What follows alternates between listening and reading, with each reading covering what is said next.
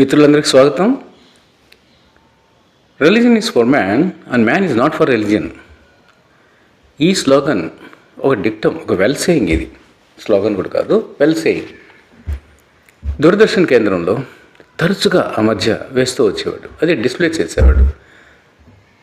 Purpose ఏంటంటే, our country is a secular country. అంటే మతంతో ఎలాంటి ప్రమేయం లేనటువంటి రాజ్యం మంది. Secular country, secular nation. దాని పర్పస్ ఏంటి?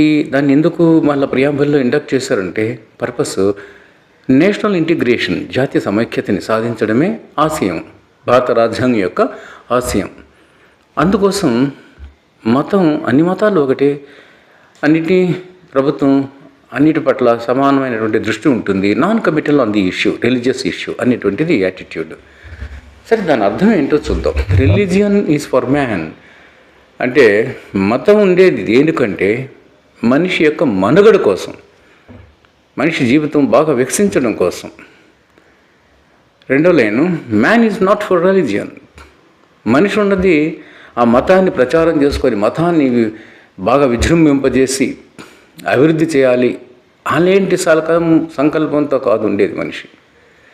Religion is for man and man is not for religion అనేటువంటి ఈ అద్భుతమైనటువంటి ఈ సేయింగ్ జాతి సమైక్యం చూపిస్తుంది. ఎందుకంటే రిలీజన్ విషయాన్ని మనకు చాలా చోట్ల అప్పుడప్పుడు ఘర్షణ చెలరేగుతుంటుంది ఈ ఇష్యూలో. అయితే అన్ని మతాలు ఒకటే అనేటువంటి దృష్టి ఎందుకు మనం అనుసరించాలి అంటే, ఎన్ని మతాలుంటే నిజానికి అంత గొప్ప విషయం, అంత అదృష్టం కూడా. అదే స్వామి వివేకానంద చెప్తాడు, ఎన్ని మతాలు ఉంటే అంత గొప్ప, అది అదృష్టం కూడా. ఎందుకంటే ప్రతి మతంలో కూడా ఏదో ఒక గొప్ప క్వాలిటీ ఉంటుంది, అది మనం తెలుసుకోవాలి కదా అని అంటాడు. ఉదాహరణకు హిందూ మతం తీసుకుందాం. హిందూ మతం యొక్క గొప్పతనం ఏంటంటే పరమత సహనం, రిలీజియస్ టాలరేషన్ అండ్ క్షమాగుణం, ఫర్గివ్నెస్ అనేది ఉంటుంది. అలాగే క్రిస్టియానిటీలో ఉన్నటువంటి గ్రేట్ క్వాలిటీ ఏంటంటే లవ్ అండ్ సింపతి, జాలి, కరుణ అనేది ఒకటి అయితే, క్షమాగుణం కూడా మరొక గుణం. క్రిస్టియానిటీలో గ్రేట్నెస్ అదే. మరి జీసస్ క్రైస్ట్ని సిలువ వేసినప్పుడు, క్రూసిఫికేషన్ జరిగేటప్పుడు అతను ఏమంటాడు? నిందించడు ఎవరిని. ఫాదర్ ఫర్గివ్ దెమ్, వీళ్ళని మన్నించే. ఫర్గివ్ దెమ్ ఫార్, ఎందుకంటే ఫార్ అంటే ఇక్కడ బికాస్ అని, for they know not what they do, వాళ్ళు ఏం చేస్తున్నారు వాళ్ళకే తెలియటం లేదు తండ్రి, వాళ్ళని మన్నించు అని అంటాడు. అంత క్షమాగుణం అనేది బైబిల్లో ఉన్నటువంటి వెల్ నోటెడ్ కొటేషన్స్లో అదొకటి ఇప్పుడు నేను చెప్పింది. అలాగా ఇస్లామిక్ రిలీజియన్లో గొప్పతనం ఏంటి? యూనివర్సల్ బ్రదర్హుడ్, అందరూ సమానంగా సోదరభావంతో ఉండాలి, కలిసిమెలిసి అని అంటారు వాళ్ళు. అది ఫ్రాటర్నిటీ. మనకు భారత రాజ్యాంగంలో ఫ్రాటర్నిటీ యొక్క ఉద్దేశం సౌభ్రాతత్వము అంటాం, దాని ఉద్దేశం కూడా అదే. అది ఇస్లామిక్ రిలీజియన్లో ఉన్నటువంటి బెస్ట్ క్వాలిటీ. అండ్ బుద్ధిజంలో ఏంటంటే righteous life, principles of life, జీవితానికి ఎలాంటి నియమాలు అనుసరించాలి అనేటువంటి విషయాన్ని గురించి బుద్ధిజం చెప్తుంది. ఇట్లా ప్రతి మతంలో కూడా ఏదో ఒకటి. కొంతమంది సిక్కులు వీళ్ళుంటారు, గురునానక్, జైన్స్, వాళ్ళ మతం ఒకటి, వాళ్ళ అభిప్రాయం ఒకటి. అంటే విగ్రహారాధన అనేది లేకుండా కొన్ని మతాలు ఆత్మతోనే దర్శించుకోవడం, పూజించడం, అదొక type. That is another great quality, soul worship అనేది.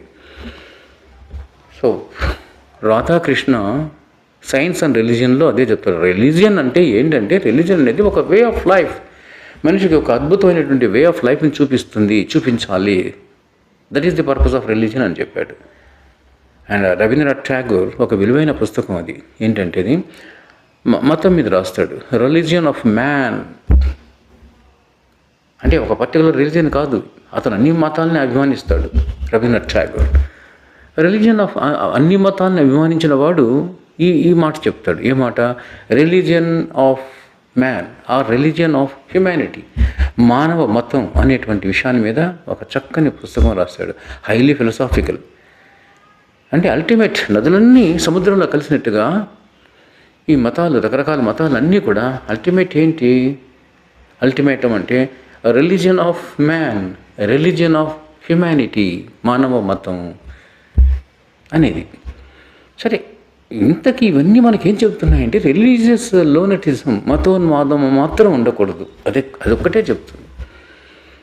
మతోన్మాదం అంటే ఏంటి? నా మతమే గొప్పది, మిగతా మతాలు మంచివి కాదు, వేరే మతాలు ఏది కూడా అనుసరించకూడదు అంటే హిట్లర్ చేసినట్టుగా తన మతాన్ని అతను అనుసరించాడు, వేరే మతస్థులందరినీ అతను సంహరించాడు. దట్ ఈస్ అది రిలీజియస్ లూనటిజం అంటారు. ఆ రిలీజియస్ లూనటిజం మాత్రం ఉండకూడదు. మన మతాన్ని మనం అభిమానించుకోవచ్చు, చాలా మెచ్చుకోవచ్చు, తప్పలేదు. ఆ మధ్య ఒక కేసు వచ్చింది అలహాబాద్ హైకోర్టులో. ఒక కేసు అంటే అక్కడ చర్చ్ ప్రీస్ట్ తన ప్రేయర్లో ఒక స్పీచ్ ఇస్తూ ఆ స్పీచ్లో ఏం చెప్పాడంటే ఒక మాట అన్నాడు, Christianity is the only true religion in the world. ఈ ప్రపంచంలో క్రిస్టియానిటీ ఒకటి నిజమైనటువంటి మతము, అద్భుతమైన మతం అని అన్నాడు. దాన్ని దుమ్మెత్తిపోసి చాలామంది కొంత వేరే మతస్థులు ఆయన మీద కేసు పెట్టడం, అది అలహాబాద్ హైకోర్టు నుంచి సుప్రీంకోర్టు వరకు వెళ్ళడం జరిగింది. అక్కడ సుప్రీంకోర్టులో అతనికి అనుకూలంగా, ఈ చర్చ్ ప్రీస్ట్కి అనుకూలంగా ఏం చెప్పారంటే, అనుకూలం అంటే స్టే ఆర్డర్ ఇచ్చారు. ఎందుకు? కారణం తన మతాన్ని గురించి చెప్పుకున్నాడు, ప్రచారం చేసుకున్నాడు. He applauded she's own religion. తన మతం ఎంత గొప్పదని చెప్పాడు, నిజమైంది అని చెప్పాడు. వేరే మతాన్ని అతను విమర్శించలే, దూషించలేదు, తప్పుపట్టలేదు. అంతే తప్ప అతని మీద 295A అని ఐపీసీ, 196 BNS అని కేసులు పెట్టడం అనేది సరైనది కాదు. సరే, ఈ విషయాన్ని మళ్ళీ ఆలోచిద్దామని చెప్పేసి సుప్రీంకోర్టు స్టే ఇచ్చింది.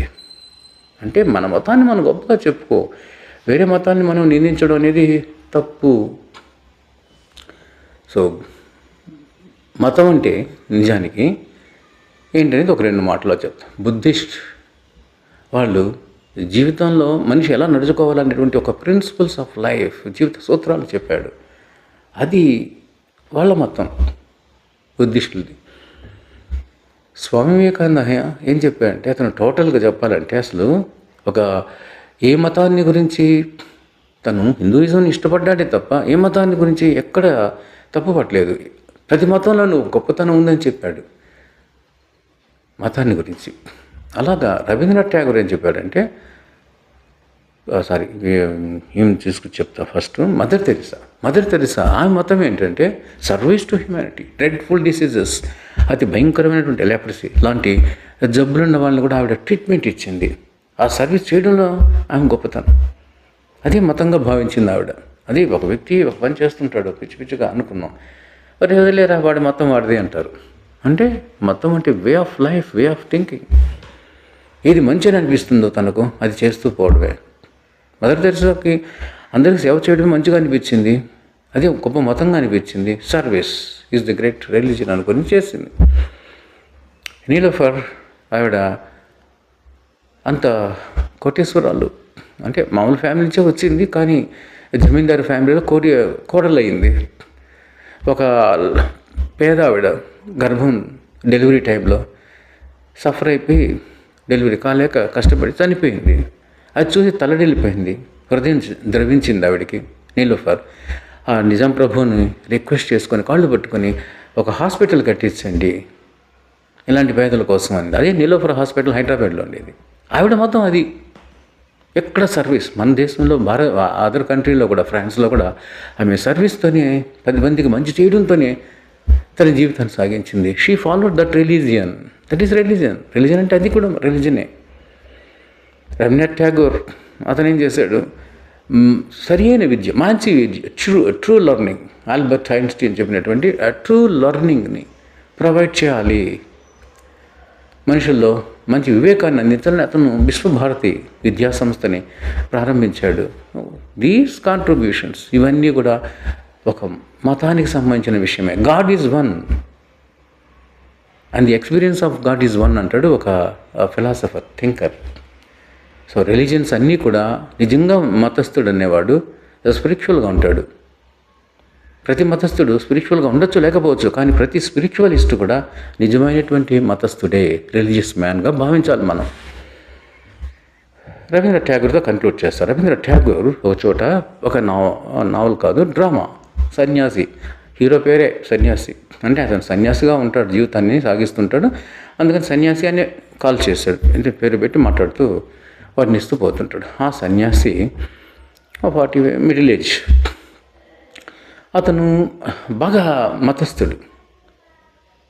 అంటే మనం అనుకుంటాం చూడు, జనరల్గా మతం అంటే ఇది, ఈ పురాణాలు గ్రంథాలు ఇవన్నీ చదివి దాంట్లో ఉన్నటువంటి సూత్రాలని అనుసరించి ఆత్మ, పరమాత్మ, ముక్తి, మోక్షము ఇవి సాధించాలా అనేటువంటి ఆశయంతో ఉన్నటువంటి మతస్థుడు ఇతను. అతని దగ్గర వసంతి అనేటువంటి అమ్మాయి, ఒక 14 సంవత్సరాల అమ్మాయి. ఆ అమ్మాయి డిస్ట్యూట్, అంటే ఎవరు లేరు, పేరెంట్లెస్. ఇతని దగ్గర సేవ చేస్తూ ఉంటుంది. అతనికి అవి ఇవి కాంచిపోయడము, సేవ చేయడము, పూజకి కావాల్సినటువంటి అన్ని రకాల సపర్యలన్నీ చేస్తూ సేవకురాలుగా ఉంటుంది. అతనిలో తండ్రిని చూసుకుంటూ ఉంటుంది. ఇతను కూడా ఆ అమ్మాయిలో తన బిడ్డలాగా భావిస్తూ ఉంటాడు. పూజలు చేసుకుంటూ తపస్సు చేసుకుంటూ ఉంటాడు. కానీ ఆ అమ్మాయి మీద అటాచ్మెంట్ రాను రాను ప్రేమ పెరిగిపోతుంది, తన సొంత కూతురులాగా. ఆ అమ్మాయి కూడా ఎప్పుడు చూసినా నాన్న నాన్న అంటూ వస్తుంటుంది. ఈ అటాచ్మెంట్ వల్ల నాకు దైవ దర్శనం, తపస్సు, ముక్తి, మోక్షం ఎలాంటి పొందలేను, ఇవన్నీ కూడా ఆటంకాలు నాకు అనుకొని నేరుగా చాలా దూరం, ఒకరోజు రైట్ అమ్మాయి కూడా తెలియకుండా నిద్రపోతుంటే నేరుగా వదిలేసి చాలా దూరమైన ప్రాంతానికి వెళ్ళిపోతాడు. వెళ్ళిపోయి అక్కడ చెట్టు కింద కూర్చొని కాషాయ వస్త్రాలు వేసుకొని జపం చేసుకుంటూ ఉంటాడు. అందరూ వచ్చి ఇతను ఏదో గొప్ప సన్యాసి వెలిసాడు ఇక్కడ అని వాళ్ళు వచ్చి పూజలు చేయడము, హారతి ఇవ్వడము అవన్నీ చేస్తుంటారు. అప్పుడు ఇతను కొంతకాలం తర్వాత వస్తూ పోతున్నటువంటి భక్తులు, వాళ్ళ ఆడ భార్య భర్త, వాళ్ళిద్దరి అనురాగం, ప్రేమ, పేరెంట్స్, చిల్డ్రన్, వాళ్ళిద్దరి మధ్య ఉన్నటువంటి అభిమానం, ఆ ప్రేమ, ఆప్యాయతలు ఇవన్నీ చూస్తాడు. చూసి ఆ అమ్మాయి వెంటనే గుర్తొస్తుంది, వాసంతి. అయ్యో ఆ అమ్మాయి ఎలా ఉందో ఏమో అని నాన్న నాన్న అంటూ నాకు అన్ని రకాల సపర్యలు చేస్తూ ఉన్నింది సేవలు. ఇప్పుడు ఎలా ఉందో ఏమో అని అనుకొని, ప్లస్ ఆ అమ్మాయి మాటిమాటికి రాత్రిలో గుర్తొస్తుంటుంది. అంటే లైఫ్ నెగేషన్ కాదు మతం చెప్పేది. లైఫ్ని పరిత్యజించేసి మామూలు ఇహ జీవితాన్ని పరలోకంలో ఉన్నటువంటి ఆత్మ, పరమాత్మ కోసం పరితపించడం కాదు. అది ఇట్స్ ఎ ఫాల్స్ నోషన్. అది మీరు డెప్త్ మనం షార్ట్గా వచ్చేద్దాం. ఆ లైఫ్ నెగేషన్ కాకుండా లైఫ్ అఫర్మేషన్ అనేది, అంటే అది గుర్తించాలి. నిజమైన మతస్థుడు, నిజమైన స్పిరిచువలిస్ట్ నేరుగా అమ్మాయి కోసం వస్తాడు. కానీ ఆ అమ్మాయి తలడిల్లిపోయి బాధపడి ఉంటుంది. అతను లేకపోవడం వల్ల ఫ్రస్ట్రేషన్తో చనిపోయి ఉంటుంది. జస్ట్ ఆ డెడ్ బాడీని చూడడానికే వస్తాడు అతను. అక్కడ రియలైజ్ అవుతాడు. అప్పుడు తెలుసుకుంటాడు, ఇంతకాలం నేను సెల్ఫ్ డిసెప్షన్, ఆత్మ వంచనతో బ్రతికాను. దేవుడు అంటే ఇది, భక్తి అంటే ఇది, ముక్కు మూసుకొని తపస్సు చేయడము, జపం చేయడము, దూరంగా ఉండడం మనుషులకి అని అనుకున్నాను. ఎప్పుడు చూసినా దేవుడు దేవుడు అనడం, శ్లోకాలు చదువుకోవడం, ప్రార్థనలు చేయడము, దట్స్ వెరీ బ్యాడ్ అని అనుకుంటాడు.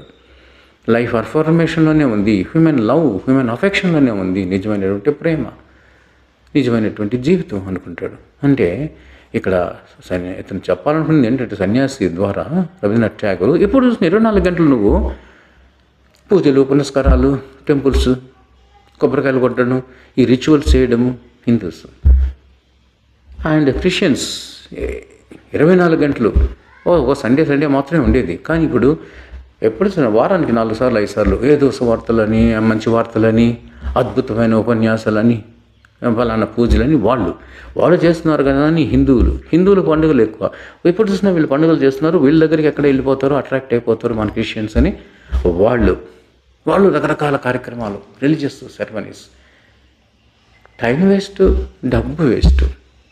వారానికి ఒక్కరోజైనా, వారానికి 2 రోజులైనా పర్ఫెక్ట్గా పూజ చేసుకోగలిగితే, ప్రేయర్ చేసుకుంటే చాలు. హిందువులైనా క్రిస్టియన్స్ అయినా వీళ్ళైనా సరే, వాళ్ళు ఫ్రైడే ఇస్లాం వెరీ గ్రేట్. ఒక సిస్టమేటిక్గా చేసుకోగలిగింది చాలు. Spiritual exercise. ఎప్పుడు ఆత్మ, పరమాత్మ అనుకుంటూ, దేవుడు దెయ్యం అనుకుంటూ, సువార్తలు అనుకుంటూ తిరగడం అనేది మూర్ఖత్వం అనేటువంటి విషయాన్ని ఇండైరెక్ట్గా చెప్తాడు సన్యాసి ద్వారా అతను. వివేకానంద చెప్పినటువంటి చిన్న డైలాగ్తో నేను కంక్లూడ్ చేసేస్తున్నా ఇక్కడ. అదేంటంటే, we cannot understand God without understanding our soul. మన ఆత్మని దర్శించుకోకుండా సెల్ఫ్ రియలైజేషన్. అంతే కదా, సన్యాసి ఏం చేస్తాడు, సెల్ఫ్ డిసెప్షన్తో గడిపాడు జీవితం అంతా. ఇక్కడికి వచ్చిన తర్వాత మళ్ళీ అమ్మాయి చనిపోవడం చూసిన తర్వాత సెల్ఫ్ రియలైజేషన్ వచ్చింది, ఆత్మజ్ఞానం. ఆత్మ వంచన నుంచి ఆత్మజ్ఞానంలోకి వచ్చాడు. అలాగా మనిషి ఆత్మని దర్శించుకోకుండా నువ్వు దేవుణ్ణి దర్శించుకోలేవు. డివినిటీని అని చెప్తాడు Swami Vivekananda. We cannot understand God without understanding our soul. ఎప్పుడైతే నీ సోల్, నీ ఆత్మ ఏది చెప్తుందో, ఏ మంచిని ప్రబోధిస్తుందో ఆ మంచిని చేయడమే నిజమైన మతము, అదే మానవ మతము. This is the conclusion. Thank you very much.